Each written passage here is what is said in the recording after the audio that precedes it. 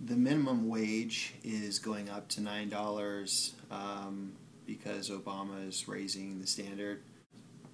Yeah, the minimum wage is a good standard that should be around $5. The historic basis for it is that it was used during, especially like Great Depression era times, and they had Dust Bowl kind of issues, people moving west, and all this kind of things like Tennessee and states like that.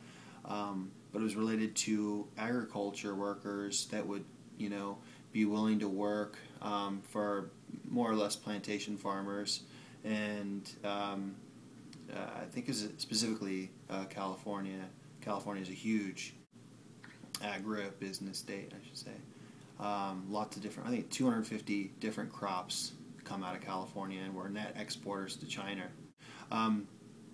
So anyway, yeah, so the minimum wage mainly comes from the agribusiness trade and setting standards, because you'd have, a plantation owner and all these different people coming to work, and they would basically bring the prices down so low that they couldn't earn a working wage, because the prices were just brought so low down by the competition. So they kind of brought sort of this unionization theme in a minimum wage type idea and into the mix to kind of protect the workers from being exploited. For all intents and purposes, is what it was. So I agree with that.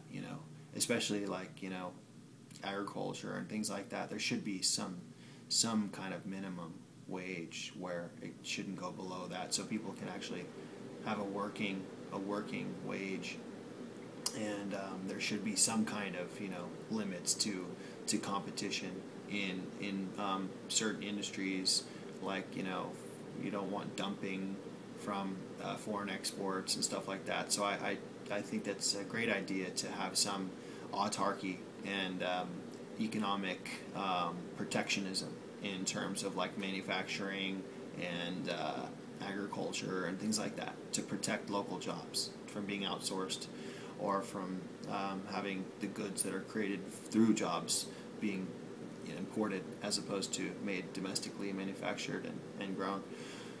So yeah, minimum wage. Yeah, I think it should be like about $5. That it's hard to add value to your political economy when the incremental increase in the minimum wage causes a deadweight loss. It will remove competitive advantage from younger workers and ESL workers from doing jobs that are especially lower on the skill set totem pole. You don't want to reduce the willingness of people to try and find jobs. You don't want to increase the rate of people that are have given up on trying to find employment, which I think has increased over the past few years pretty steadily, along with the rate of increase of people that are on food stamps and other federal subsidies.